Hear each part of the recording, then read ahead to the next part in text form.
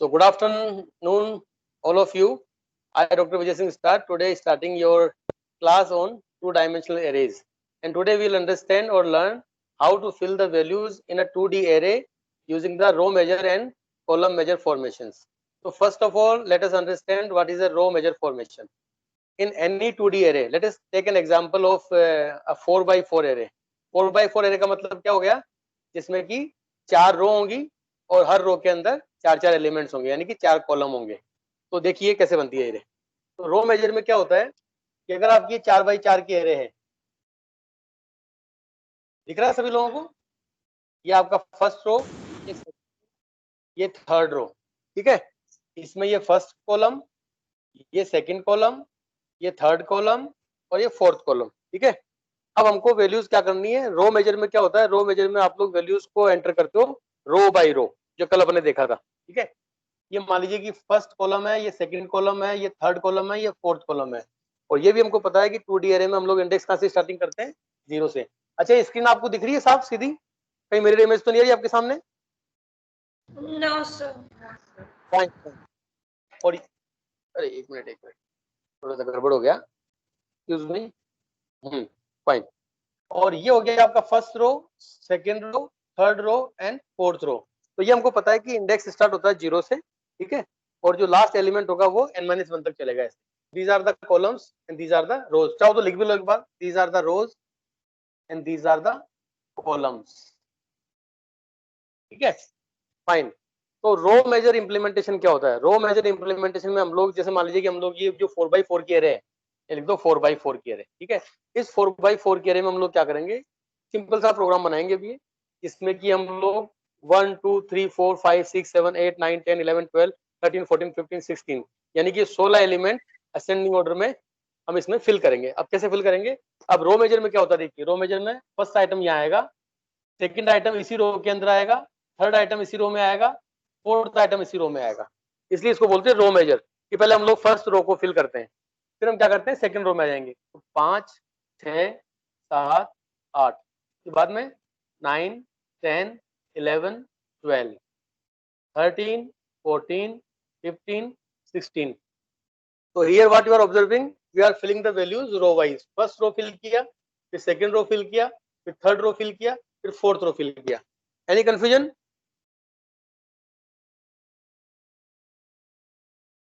No sir.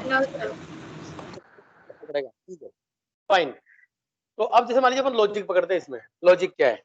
और वैसे normally जो भी आप लोग नॉर्मल एरे बनाते हैं वो रो मेजर फॉर्मेशन में होती है, ठीक है ना। तो अब हम यहाँ लॉजिक देखते हैं, लॉजिक क्या है। देखिए हम फर्स्ट रो में आते हैं। पहले फर्स्ट रो में आप देखिए, आपने लिखा 1, ठीक है। कॉलम कौन सा है? 0। 0 कॉलम में वैल्यू क्या आई? 1। 1 कॉलम में वैल्यू क्या आई? 2। 2 कॉलम में वैल्यू क्या आई? 3। 3 कॉलम में वैल्यू क्या आई? 4।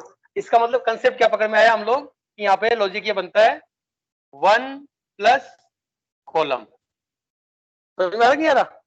फर्स्ट रो में क्या है कि 1 plus what ever is the value of the column. अगर कॉलम 0 था तो यह वैल्यू क्या हो गई?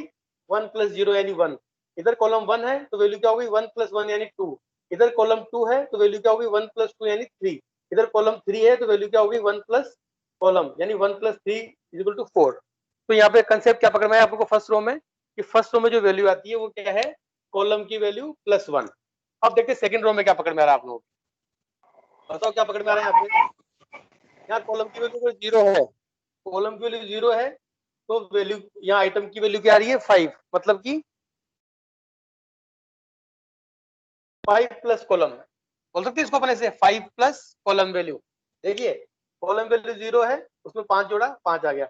यहाँ पे कॉलम वैल्यू 1 है, इसमें 5 जोड़ा 6 आ गया। यहाँ पे कॉलम वैल्यू 2 है, इसमें 5 जोड़ा 7 आ गया।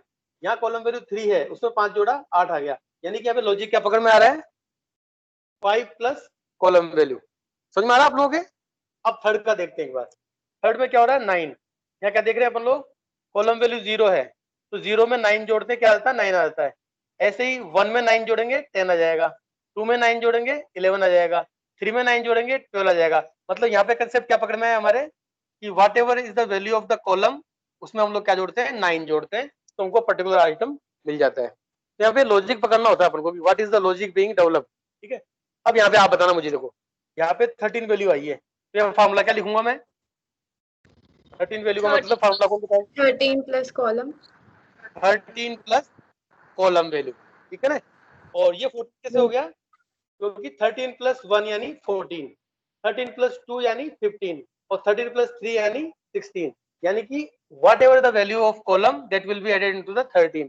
इस प्रकार से हमने ये वैल्यूज बढ़ी है। तो लॉजिक हमारे क्या पकड़ में आया कि रो मेजर फॉर्मेशन के टाइम पे हम क्या करते हैं कि जो भी कॉलम की वैल्यू है उसमें 1 जोड़ दोगे तो फर्स्ट रो बढ़ जाएगी, जो भी कॉलम की वैल्यू है उसमें 5 जोड़ दोगे तो सेकंड रो हो जाएगी, आप जो भी कॉलम की वैल्यू है उसमें 9 जोड़ दोगे तो थर्ड रो हो जाएगी, जो भी कॉलम की वैल्यू उसमें 13 जोड़ दोगे तो आपकी फोर्थ रो पूरी हो जाएगी, ठीक है।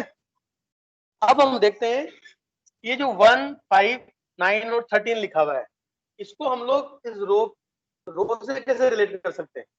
यानी कि हमको ये देखना है कि इस 0 में और 1 में क्या रिलेशन है आपस में। ऐसे हमको ये देखना है कि इस 1 में और 5 में क्या रिलेशन है आपस में, इस 2 में और 9 में क्या रिलेशन है, और 3 में और 13 में क्या रिलेशन है। तो हम क्या देख रहे हैं यहाँ पे, ये 1 कैसे आया, तो यहां से देखते हैं, वो तो बाद में समझ में आएगा, पहले 5 का एग्जांपल लेते हैं। 5 कैसे आता है, यानी 1 के साथ ऐसा क्या करूं कि 5 आ जाए, लगाओ दिमाग। 1 के साथ ऐसा क्या किया जाए कि 5 आ जाए? प्लस 1 में 4 जोड़ दिया जाए, हाँ ये तो होगा ना। यानी 1 के साथ ऐसा क्या किया जाए कि 5 आ जाए? थर्ड क्लास का क्वेश्चन है सर 1 प्लस 4 जोड़ तो खाली, सिंपल सा। यानी कि ये इसको हम क्या बोल सकते हैं, अगर और देखा जाए तो 5 का मतलब 1 प्लस 4 और प्लस कॉलम तो ऐसा कैसा लिख ही देंगे अपन यहाँ पे। चलो यहाँ इसको थोड़ा एक बार ब्रैकेट में डालता हूँ मैं, ऐसे ब्रैकेट में, ठीक है। अच्छा ऐसे अपन इसका देखते हैं कि हम इस 2 के साथ ऐसा क्या करें कि 9 आ जाए, 2 के साथ प्लस 7 एक बार लिख के देखता हूँ मैं यहाँ पे। यानी कि हम 2 के साथ ऐसा क्या करें कि 9 आ जाए, तो हमने क्या 2 प्लस 7 कर दिया, प्लस कॉलम ऐसा कैसा आ गया। ऐसे यहाँ भी देखते हैं कि 3 के साथ ऐसा क्या करें कि 13 आ जाए, 10 प्लस 10 हमने लिखा 3 प्लस 10 प्लस कॉलम, ऐसा लिख दिया इसको, ठीक है। ऐसे ऊपर वाले को कर लो, कोई दिक्कत नहीं है। 0 के साथ ऐसा क्या करें कि 1 आ जाए, प्लस 1 प्लस 1 आ जाए, ठीक है ना। तो ये 0 के साथ क्या किया हमने, प्लस 1 किया तो हमको 1 मिल गया, और प्लस कॉलम तो ऐसा कैसा है, अपन इसी फॉर्मूले को दोबारा लिख रहे हैं, मान लो आप, ठीक है ना। यानी अब 1 को 0 प्लस 1 लिख लिया, 5 को 1 प्लस 4 लिख लिया, 9 को 2 प्लस 7 लिख लिया, एंड 13 को 3 प्लस 10 लिख लिया। सॉरी सॉरी एक मिनट, मोबाइल हमारा घूम गया।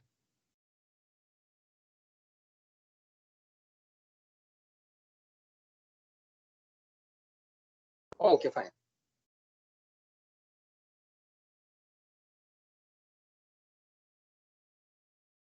हम ऐसा कुछ करना चाहते हैं यहाँ पे कि ये देखो 0, 1, 2 और 3 ये सब क्या है, रो। 0 रो, 1 रो, 2 रो, 3 रो, 0 रो, 1 रो, 2 रो, 3 रो, ठीक है। अब थोड़ा सा अपने ऐसे फार्मूला निकालेंगे। फार्मूला क्या निकल रहा है, अगर आप थोड़ा ध्यान से देखोगे तो फार्मूला यहाँ पे निकल रहा है कि इसको मैं कैसे लिख सकता हूँ, इसको मैं लिख सकता हूँ, अगर ये रो है, मैंने क्या बोला इसको, ये 0, 1, 2, 3 सब क्या है, रो है, रो, तो मैंने लिख दो रो, ठीक है। रो मल्टीप्लाई बाई 4 प्लस 1, और ये हो गया प्लस कॉलम। देखो मैंने ऐसा कोई एक फार्मूला निकाला है बीच का जिसमें कि ये सभी लोग लागू हो जाएंगे। कैसे, हमने लिखा row multiply by 4 plus 1, starting में रो क्या है, 0 है, तो 0 मल्टीप्लाई बाई 4 कितना होता है, 0 मल्टीप्लाई बाई 4 कितना होगा, 0। तो ये 0 प्लस 1 हो गया, ठीक है ना। यानी अपन ने इसको 0 प्लस 1 लिख लिया। अगर हम इसकी बात करते हैं 1 की, तो जब ये रो की वैल्यू 1 होगी तो 1 इंटू 4 कितना होता है, 4 4 प्लस 1 लिख सकते हो, ठीक है ना। तो ये अपन ने क्या लिख दिया इसको, 4 प्लस 1 की फॉर्म में। आपकी स्क्रीन विजिबल नहीं है। Yes, sir. रुको एक मिनट, रुको, देखो 1 + 4 स्क्रीन विजिबल नहीं है? मैं एक बार दोबारा, अब आ गई? ठीक है, Yes, sir. फाइन। देखिए तो हमने क्या लिखा है इसको, यानी कि जब रो की वैल्यू 1 है तो हमने क्या बोल दिया, 1 × 4 4 होता है +1, तो ये क्या हो गया आपका 4 + 1 की फॉर्म में आ गया, इसको हम लिखते हैं 4 + 1 की फॉर्म में, तो ये हो गया 4 + 1 की फॉर्म में।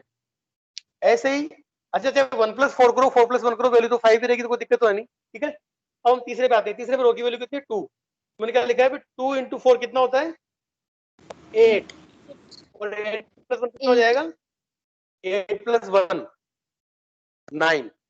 देखो रो की वैल्यू 2 है, यहाँ पे रो की वैल्यू 2 है, तो 2 × 4 कितना होता है 8, और 8 + 1 कितना हो गया 9, यानी कि हमने जो 2 + 7 लिखा नहीं है इसको तो अपन इस तरीके से लिख लेंगे ताकि फॉर्मूला बन सके। हमने इसको लिख दिया 8 + 1, ठीक है। ऐसे ही जो लास्ट वाला है तो क्या किया 3 है, तो अगर रो की वैल्यू 3 है तो 3 × 4 कितना हो गया 12, और 12 + 1 कितना होता है 13, तो अपन इसको भी कैसे लिख लो, इसको लिख लो 12 + 1। देखो यहाँ पे अपन ऐसा क्यों लिखा, हमने ऐसा इसलिए लिखा कि अपन लोग we want to drive a normal formula, simple formula. तो यहाँ पे क्या दिख रहा है कि whatever is the value of the row, उसको हम 4 से मल्टीप्लाई करते हैं और 1 जोड़ देते हैं। Whatever is the value of row, यहाँ पे रो की वैल्यू 0 है, 0 को 4 से मल्टीप्लाई किया तो 0 ही रह गया और इसमें 1 जोड़ दिया। इसमें क्या था रो की वैल्यू 1 है तो हमने क्या किया 1 को 4 से मल्टीप्लाई किया तो 4 आ गया, उसमें 1 जोड़ दिया। इसमें रो की वैल्यू 2 है तो हमने क्या किया 2 को 4 से मल्टीप्लाई किया तो 8 आ गया, उसमें 1 जोड़ दिया। और यहाँ पे क्या हो गया 3 है तो 3 को 4 से मल्टीप्लाई किया, ठीक है, और उसमें 1 जोड़ दिया। मतलब कुल मिला करके अच्छा मल्टीप्लाई 4 से क्यों कर रहे हैं, क्योंकि एरे आपकी 4/4 की है। अगर ये एरे आपकी 8/8 की होती तो मल्टीप्लाई बाय 8 से कर लेते, अगर एरे मान लीजिए 16/16 की होती तो मल्टीप्लाई 16 से कर लेते, ठीक है ना। तो डिपेंड करता है कि एरे की आपकी साइज कितनी है। क्लियर है? Yes, sir. Yes. फाइन।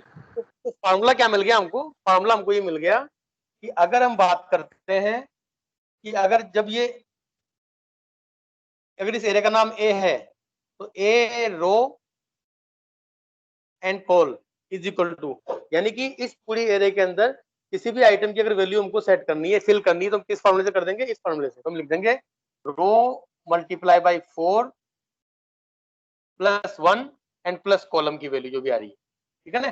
तो इस फॉर्मूले को यूज करके आप क्या कर सकते हो, this is the formula of the filling the items in 2D array using the row major formation. तो अगर ये फार्मूला आपको समझ में आ गया है तो अपन इसी फार्मूले को यूज करके प्रोग्राम बना लेंगे आराम से। ये फार्मूला किसके समझ में नहीं आया मेरे से पूछ लो एक बार दोबारा। Sir yes please. सर इसमें 4 तो कांस्टेंट नहीं है, तो उसको भी तो हम लोग किसी एक पर्टिकुलर वेरिएबल से डिफाइन कर सकते हैं, जैसे खुद से वैल्यू चेंज हो जाए अकॉर्डिंग टू मैट्रिक्स। तो आराम से मान लो अगर आपको ये कल को अपने होता ना अपन वो करते हैं अगर आपकी एरे की जो साइज है वो आपको 4/4 नहीं रखनी, 6/6 रखनी है तो 4 की जगह 6 आ जाएगा, 8/8 रखनी है तो 4 की जगह 8 आ जाएगा। तो इसकी साइज कुछ भी कर सकते हो आप। यूजर डिफाइन नहीं सर, अगर यूजर डिफाइंड हो प्रोग्राम, लाइक यूजर अपना मल्टीप्लाई करना चाह रहा है तो और वो दे हमें मैट्रिक्स की वैल्यू, तो फिर वो फिर एन बोल देगा उसको वैल्यू को, फिर आप यहाँ पे एन लिख देना, रो मल्टीप्लाई बाय एन, यस ठीक सर। है ना। वो ना अपना अपन लिखते हैं सी लैंग्वेज के अंदर हैश डिफाइन, आप बोलते ना हैश डिफाइन n4, ये आपने हैश डिफाइन यूज किया कभी, हैश डिफाइन लिखते हैं। Yes sir. Yes Yes, sir. Hash define n4 लिख दोगे तो n की वैल्यू हर जगह ज्यादा, n लिखोगे वहां 4 माना जाएगा। जब कभी आप हैश डिफाइन n6 लिख दोगे तो n की जगह 6 माना जाएगा। इस तरह आप करके आप सेट कर सकते हो, ठीक है ना। और जब एरे को डिक्लेयर करोगे, अभी अपना प्रोग्राम बना के देख लेंगे उस समय, जब एरे को डिक्लेयर करोगे तो एरे में आप साइज की बजाय n लिख दो, ठीक है। अभी देखते हैं कैसे होगा। क्लियर है? तो कुल मिला के पहले तो हमको फार्मूला समझना है कि जब कभी whenever we are going to fill any 2D array using the row measure formation, in that case what we observe that in the first row values are filled like this, in the second row values are filled like this, in the third row values are filled like this, in the fourth row values are filled like this, ठीक है। और चूंकि ये row major है तो हम फार्मूले को बनाएंगे रो के मल्टीपल्स के रूप में। तो हम बोलते हैं 0 का मतलब क्या हो गया रो मल्टीप्लाई बाई 0, 4 का मतलब रो मल्टीप्लाई बाई 4, 8 का मतलब रो मल्टीप्लाई बाई 4, क्योंकि यहाँ पे रो 2 थी तो 2 मल्टीप्लाई बाई 4, यहाँ पे रो की वैल्यू 3 है तो 3 मल्टीप्लाई बाई 4, ठीक है। तो जो भी रो आएगी उसको मल्टीप्लाई कर देंगे टोटल नंबर ऑफ, यानी मैक्सिमम नंबर ऑफ रो कितनी थी, तो अभी इस समय 4 है तो 4 से मल्टीप्लाई कर दिया, अगर 6 होगा तो 6 से मल्टीप्लाई कर देंगे, 8 होगा तो 8 से मल्टीप्लाई कर देंगे। तो जितने भी नंबर ऑफ रोज हैं उससे हम क्या कर देंगे, पर्टिकुलर रो के नंबर को मल्टीप्लाई कर देंगे। क्लियर है? तो ये फार्मूला अगर आपको याद है तो प्रोग्राम बनाना अपने लिए आसान हो जाएगा। समझ में आ गया फार्मूला आपको? और कुछ दिक्कत भी आई है तो एक बार इसी वीडियो को आप दोबारा चला के देखोगे एक दो बार, तो फिर आपको ये फार्मूला समझ में आ जाएगा। अब हम क्या करते हैं, using this formula now we make a program. वो प्रोग्राम क्या करेगा, वो प्रोग्राम एक 2D एरे को डिक्लेयर करेगा। उस 2D एरे में ये रो मेजर फॉर्मेशन के हिसाब से वैल्यूज को फिल करेगा और फिर उस 2D एरेज की वैल्यूज को प्रिंट करके दिखाएगा। बिल्कुल सिंपल सा प्रोग्राम है, बना के देखते हैं हम लोग। ये मिटा दूं मैं? यस नो, कोई बोलता ही नहीं है। Yes, sir. Yes, sir. समझ में आ रहा है? Yes, sir. Yes, Yes, sir. sir. Yes, sir. मजा आ रहा है पढ़ने में? मजा आ रहा है कि नहीं आ Yes, रहा? sir. ठीक है, Yes, मजे लेने sir. आते हो पढ़, चलो कोई बात नहीं। अब बनाते प्रोग्राम सिंपल सा। देखो ये आपने लिखा main,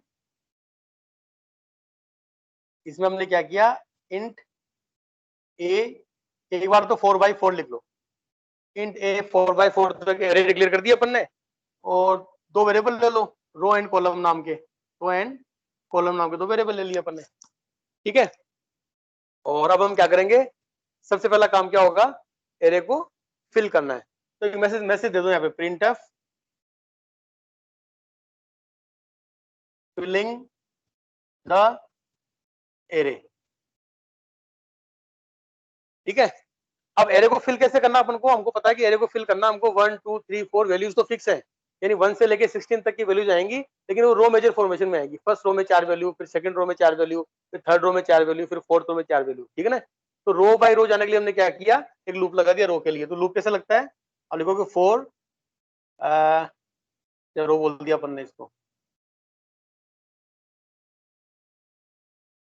4 row is equal to 0 से लेकर के row less than 4 and row plus plus. कर सकते हैं सर आराम से? तो less than 5 आएगा ना? Yes, sir. नहीं 4 ही होगा। सॉरी, लेस देन 4 ही आएगा। ये फिर घूम जाता है मेरा कैमरा बार बार। ठीक है, लेस देन 4 ही आएगा। क्यों? क्योंकि एरे की साइज होगी 0 1 2 3 तक खाली। ठीक है ना, 0 0 से काउंट Okay, कर sir. रहे हैं ये। 3, तो ये 4 तक ही आएगा खाली। ठीक है, फिर इसमें रो में हम चले गए पर्टिकुलर कॉलम के अंदर, तो उसके लिए क्या करेंगे, फिर एक फॉर लूप लगा देंगे। 4 कॉलम इज इक्वल टू 0 से लेकर के column less than 4 and column plus plus. ठीक है, यानी कि आप फर्स्ट रो में गए और फर्स्ट कॉलम पे आ गए। ठीक है, फर्स्ट रो में गए, फर्स्ट कॉलम में वैल्यू डालनी है, सेकंड कॉलम में वैल्यू डालनी है, थर्ड में वैल्यू डालनी है, फोर्थ में वैल्यू डालनी है।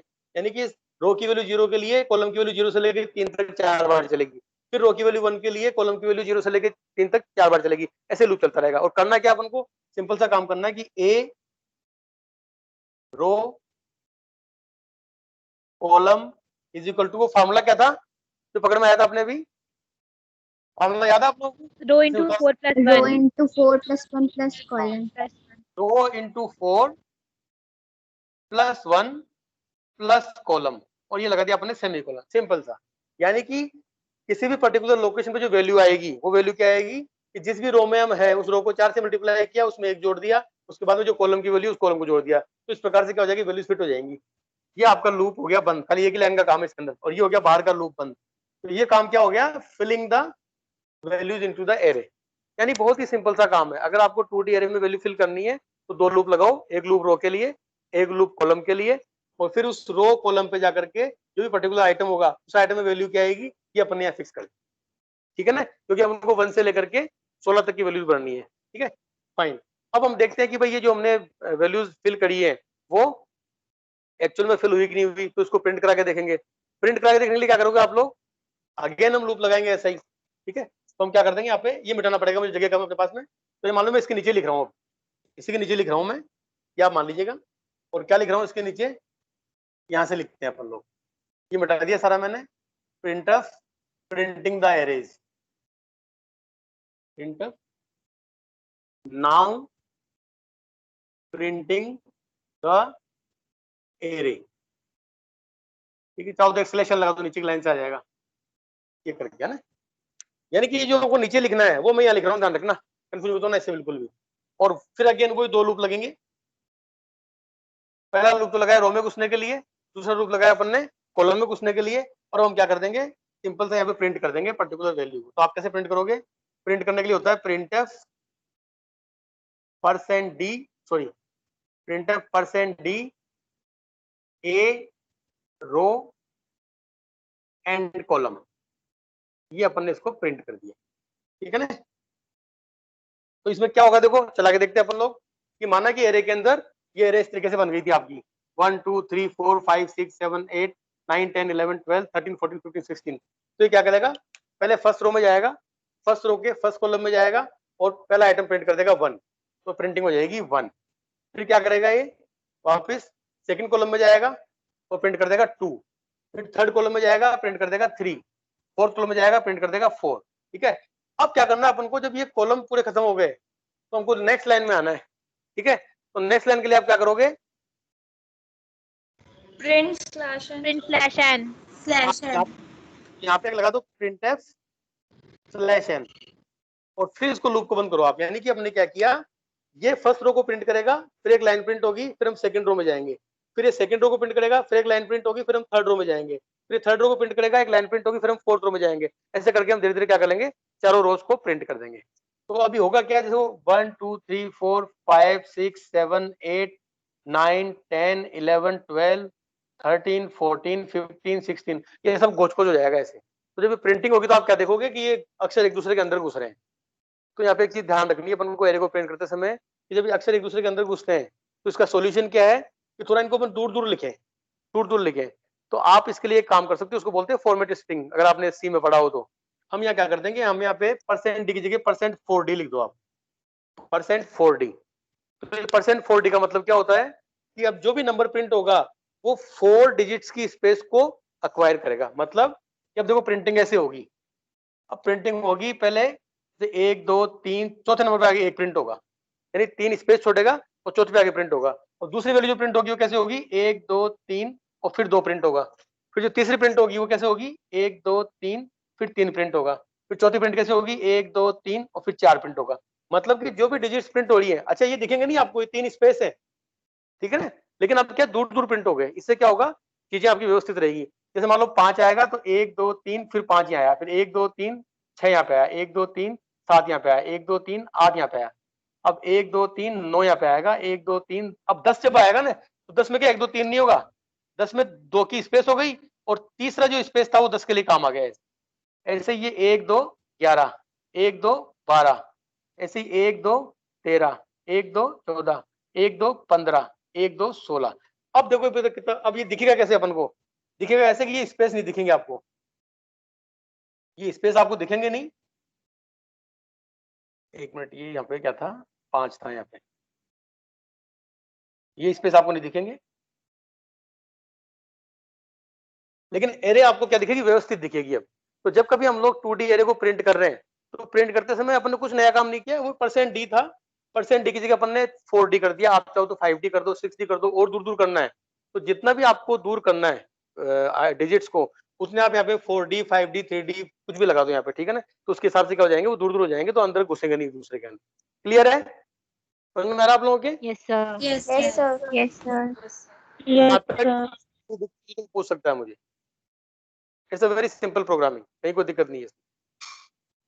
no sir समझ आ गया Any confusion to anybody? No, sir. no sir If anybody wants to make any confusion, she is most welcome. किसी को confusion create करना हो, create भी नहीं करना, very good. चलो fine. तो ये अपन ने क्या देखा, this is the row measure formation of the 2-dimensional array. और अगर आपको रो मेजर फॉर्मेशन समझ में आ गया है तो फिर कॉलम मेजर भी लगभग ऐसा ही है, रो की जगह कॉलम हो जाएगा, कॉलम की जगह रो हो जाएगा, वेरी सिंपल, ठीक है। तो आगे बढ़े अपन लोग कॉलम मेजर के लिए। Yes, sir. yes sir तो कहता हूँ एक बार दोबारा अपन लोग सीखते हैं column major formation for the 2-dimensional array. वो अपन दोबारा एरे बनाते हैं, ये बताइए। सर नॉर्मली भी तो हमारा जो मैट्रिक्स फिल होता है वो रो मेजर में ही होता है। नॉर्मली रो मेजर में होता है, कोई दिक्कत नहीं है। अब जो करेंगे ना वो नॉर्मली नहीं होता है, कॉलम मेजर, हाँ ठीक है ना। हाँ ये लो देखो, ये 0 कॉलम, 1 कॉलम, 2 कॉलम, 3 कॉलम, 0 रो, सॉरी 0 रो, 1 रो, 2 रो, 3 रो, यहाँ लिख दो रोज, यहाँ लिख दो कॉलम्स। अब ये ध्यान से पढ़ना, देखो बिल्कुल सही पकड़ा आपने कि रो मेजर फॉर्मेशन तो बाय डिफॉल्ट वैसे भी होता है, ठीक है ना। लेकिन जो कॉलम मेजर फॉर्मेशन है, ठीक है, उसमें क्या देखना अपन को कि जो वैल्यूज आएंगी 1 2 3 3, पहले फर्स्ट कॉलम फिल होगा, 1 फिल होगा, 2 3 4, पहले फर्स्ट कॉलम फिल किया अपन ने, इसको बोलते हैं कॉलम मेजर, ठीक है। फिर क्या करेंगे 5 6 7 8, फिर क्या करेंगे 9 10 11 12, फिर क्या करेंगे 13 14 15 16, इसको बोलते हैं अपन लोग कॉलम मेजर फॉर्मेशन। यानी कि हम वैल्यूज क्या भर रहे हैं, हम वैल्यूज भर रहे हैं कॉलम बाय कॉलम, पहले फर्स्ट कॉलम वैल्यू बढ़ी, फिर सेकंड कॉलम वैल्यू बढ़ी, फिर थर्ड कॉलम वैल्यू बढ़ी, इसको बोलते हैं अपन लोग column major formation of filling the 2 dimensional arrays. अब यहाँ पे अपन लोग फार्मूला क्या पकड़ में आ रहा है, देखो आप यहाँ पे क्या होता है, क्योंकि अपन इसको कॉलम मेजर बोल रहे हैं, तो पहले फर्स्ट कॉलम में आ जाओ आप। फर्स्ट कॉलम में वैल्यू क्या है,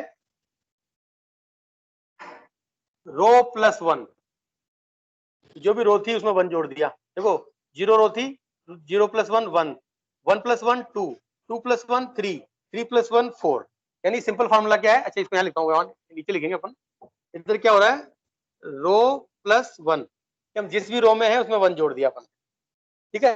सेकंड कॉलम में क्या हो रहा है, ये फर्स्ट कॉलम था, सेकंड कॉलम में क्या हो रहा है, रो plus 5, row plus 5, row plus 5, row plus 5, देख लो आप, जो भी रो की वैल्यू उसमें 5 जोड़ दो आप, 0 प्लस 5, 1 प्लस 5 6, 2 प्लस 5 7, 3 प्लस 5 8, तो यहाँ फार्मूला क्या पकड़ में आया अपने, रो प्लस 5, यानी सब में 5 जुड़ता है। इसमें तीसरे में क्या पकड़ में आएगा, रो प्लस 9, बच्चे बड़े समझदार है इस क्लास के, ठीक है। ऐसे चौथी में क्या आ जाएगा, रो प्लस 13, यानी कि देखो अगर आपने थोड़ा ध्यान दिया होगा ना, तो रो मेजर में क्या था, column plus 1, column plus 5, column plus 9, column plus 13 था, यहाँ क्या हो गया, कॉलम की जगह रो हो गया और रो की जगह कॉलम हो गया, वेरी सिंपल, ठीक है ना। यहाँ पे हम क्या कर रहे हैं, वहां तो कॉलम प्लस 1 किया था, कॉलम प्लस 5 किया था, कॉलम प्लस 9 किया था, कॉलम प्लस 13 किया था, यहाँ पर क्या कर दिया, row plus 1, row plus 5, row plus 9 and row plus 13, ठीक है ना, सिंपल चीज है, ठीक है।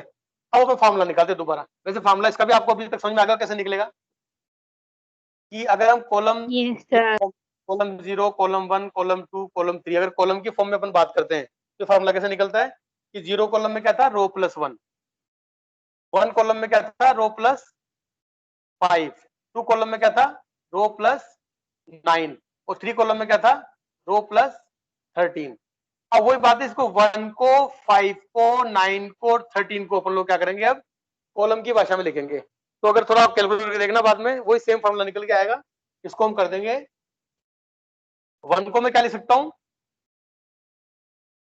कॉलम इंटू 4 प्लस 1, कॉलम का मतलब या कॉलम की वैल्यू कितनी थी, 0 थी ना, चलो लिख देता हूं एक बार, 0 इंटू 4 प्लस 1, ठीक है। ऐसे ये 5 को क्या लिख सकते हैं अपन लोग, 5 को लिख सकते हैं 1 इंटू 4 प्लस 1, 9 को क्या लिख सकते हैं 2 इंटू 4 प्लस 1, और ये 13 को क्या लिख सकते हैं अपन लोग 3 इंटू 4 प्लस 1। अब देखो ये अपने क्या किया, कॉलम की भाषा में लिखा है, यहाँ कॉलम 0 था तो 0 इंटू 4, यहाँ कॉलम 1 था तो 1 इंटू 4, यहाँ कॉलम 2 था तो 2 इंटू 4, यहाँ कॉलम 3 है तो 3 इंटू 4। तो what ever is the column that is into 4 plus 1, ठीक है। और ये प्लस रो तो था ही स्टार्टिंग में, तो फार्मूला क्या पकड़ में आ गया, फार्मूला ये पकड़ में आ गया कि अगर हमको वैल्यू डालनी है रो कॉलम की फॉर्म में, कॉलम मेजर फॉर्मेशन में, तो दिस इज द फार्मूला।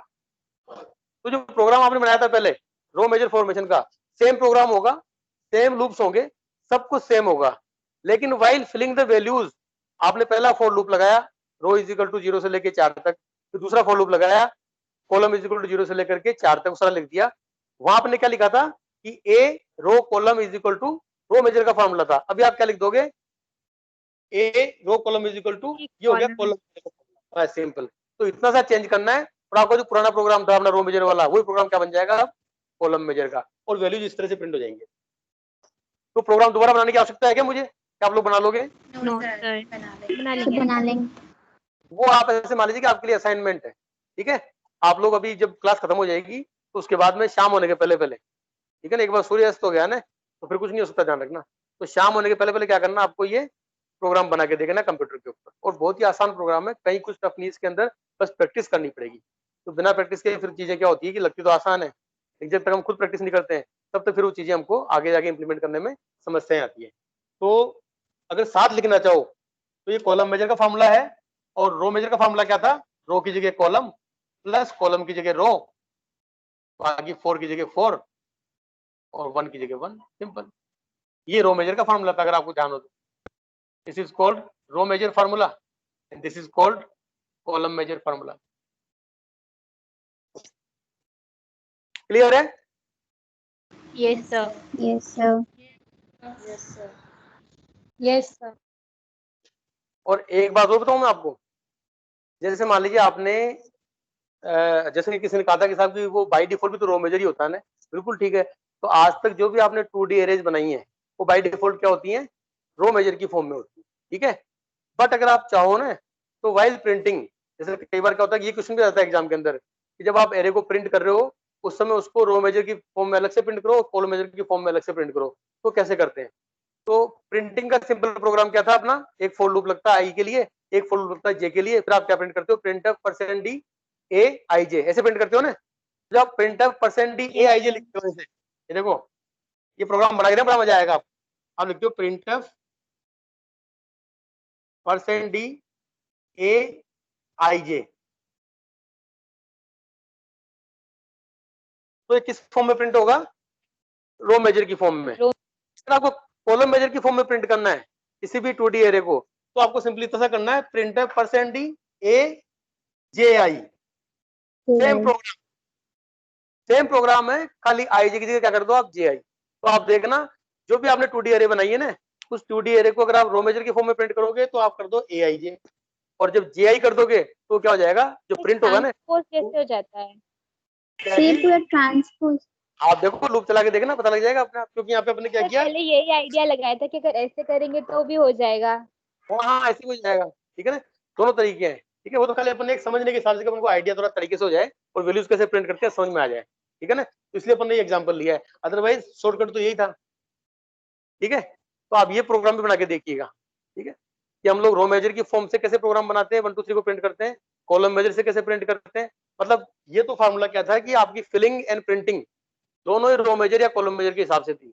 इस फार्मूले में क्या होगा कि आप फिलिंग कैसे भी कर लो, लेकिन जो प्रिंटिंग करोगे ना, तो रो मेजर की प्रिंटिंग करनी है तो ए आई जे कर दो, और कॉलम मेजर की प्रिंटिंग करनी है तो जे आई कर दो खाली, बस और कुछ भी नहीं करना होता, सेम प्रोग्राम है।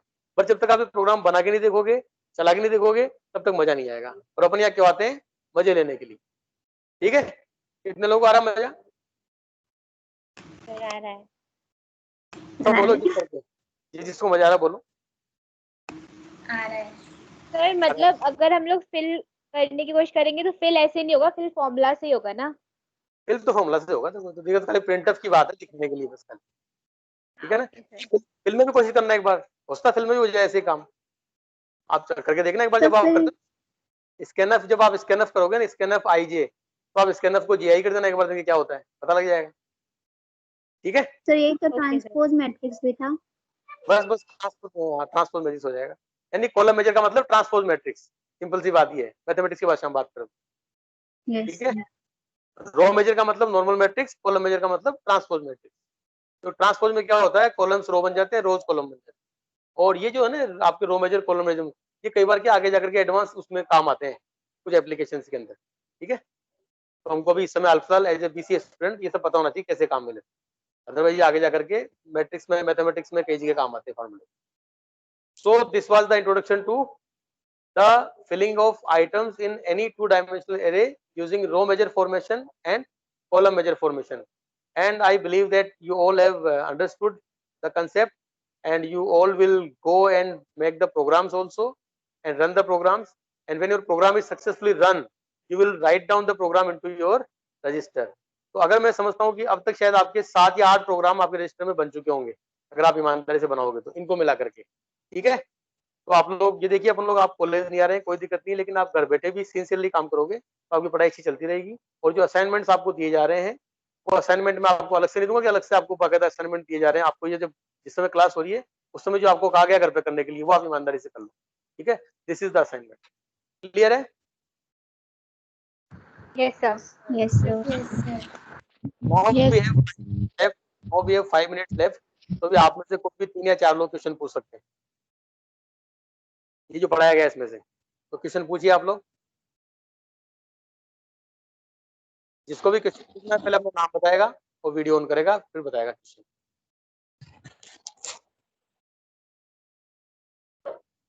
पूछिए पूछिए, अगर सर आपको अभी तो सब क्लियर है, जब ट्राई करेंगे तब पता चलेगा। सब क्लियर है तो भी पूछ लो कुछ भी, क्योंकि 3 क्वेश्चन पूछने होते हैं।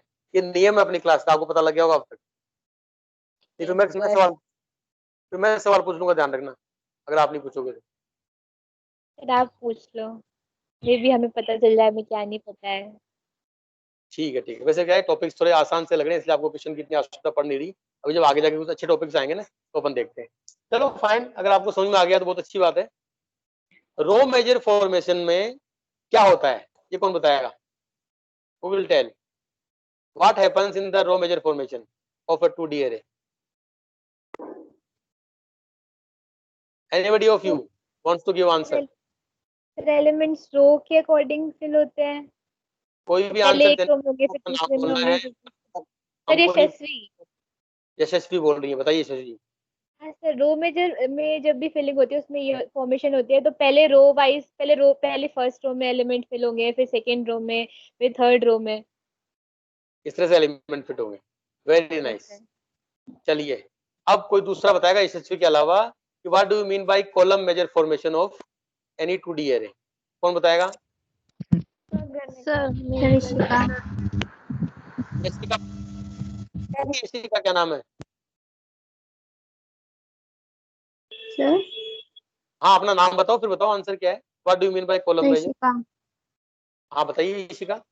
The elements are filled column by column. Very nice. Elements are filled by column है ना, Column by इस तरीके column. ये वाला, this is the formation. Okay fine. So now you can now leave after 1 minute and then go and make the programs। अगर आप programme तुरंत इस क्लास में, कोई क्लास है क्या आपकी अभी इस क्लास के बाद में? No, sir. हाँ तो फिर तो अच्छा। हाँ तो भी आपको याद भी है, समझ भी आ रखा है, तो तुरंत अभी कंप्यूटर लैपटॉप खोल करके और आप अपना प्रोग्राम बनाने की कोशिश करना है एक बार, ठीक है ना। टर्बो सी आपके यहाँ पे सबके इंस्टॉल होगा ऑलरेडी, कोई दिक्कत ही नहीं है, ठीक है ना। Yes, lab sir. की महसूस हो रही किसी Yes, को? sir.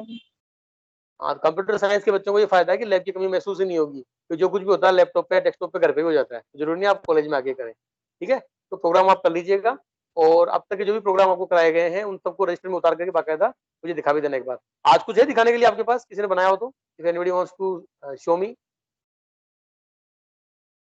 सर एडिशन और मल्टीप्लिकेशन किया था। वेरी नाइस, ठीक है ठीक। एक मिनट आप Addition किया है, multiplication किया है. रिकॉर्डिंग में बंद कर दो एक बार ताकि अननेसेसरी रिकॉर्डिंग नहीं हो।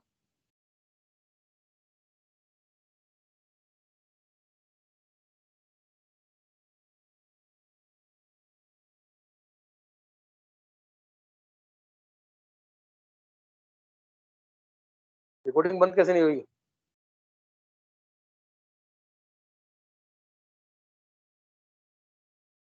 चलिए कोई